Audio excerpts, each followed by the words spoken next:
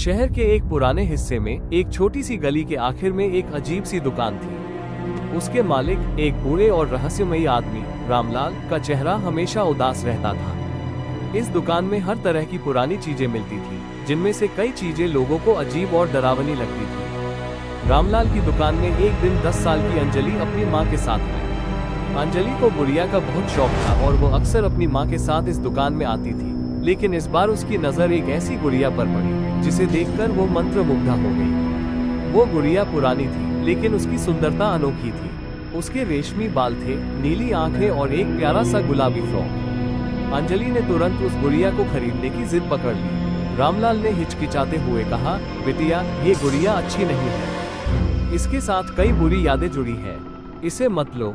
अंजलि की मां ने भी उसे समझाने की कोशिश की, लेकिन अंजलि की जिद के आगे दोनों को झुकना पड़ा। आखिरकार उन्होंने गुड़िया खरीद ली और अंजलि खुशी खुशी उसे अपनी गोदी में लेकर घर चली गई। अंजलि ने उसका नाम रोजी रखा। पहले कुछ दिन सब ठीक रहा।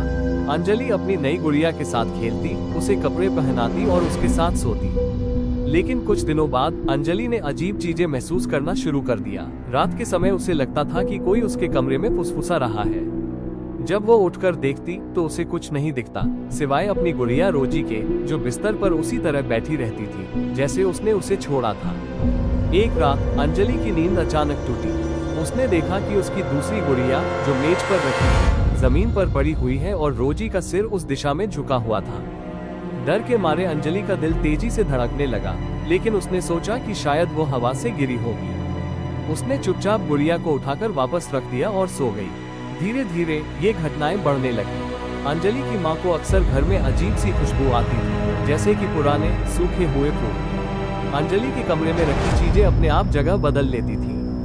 अंजलि ने अपनी माँ पापा को बताया, लेकिन उन्होंने इसे केवल अंजलि का बचपना और कोरी कल्पना मानकर टाल दिया। एक शाम अंजलि अपने कमरे में होमवर्क कर रही थी, तभी उसे लगा कि रोजी की नीली आंखें उसे घूर रही हैं। उसने ध्यान नहीं दिया और काम करती रही, लेकिन जब उसने दोबारा देखा तो उसे लगा कि रोजी ने अपनी पलकें झपकाई। अंजलि बुरी तरह डर गई और कमरे से भागकर अपने माता पिता के पास चली गई। उस रात अंजलि को एक बहुत ही डरावना सपना आया। उसने सपने में देखा कि एक औरत का चेहरा गुड़िया में समा रहा है और वो भयावह हंसी हंस रही है। अगले दिन अंजलि ने गुड़िया की जांच करने का फैसला किया। उसने देखा कि गुड़िया के फ्रॉक के अंदर एक छोटी सी जेब थी। उस जेब में एक मुड़ा हुआ पुराना कागज था। अंजलि ने डरते डरते उस कागज को खोला। उसमें लिखा था, ये गुड़िया अब मेरी है और मैं उसे नहीं छोड़ूंगी जिसने मुझे धोखा दिया। जिसने मुझे जलाया, मैं उसके परिवार को भी ऐसे ही जलाऊंगी। ये पढ़कर अंजलि के होश उड़ गए। उसे समझ में आ गया कि रामलाल ने उसे क्यों चेतावनी दी थी। गुड़िया के अंदर एक जलकर मरी हुई औरत की आत्मा थी। डर के मारे अंजलि अपनी माँ पापा के पास भागी और उन्हें वो कागज दिखाया। उसके माता पिता भी ये देखकर दंग रह गए। तभी अचानक उनके कमरे की लाइटें टिमटिमाने लगी और घर के सारे दरवाजे और खिड़कियां एक एक करके जोर जोर से खुलने और बंद होने लगे। वे समझ गए कि अब ये केवल कल्पना नहीं है।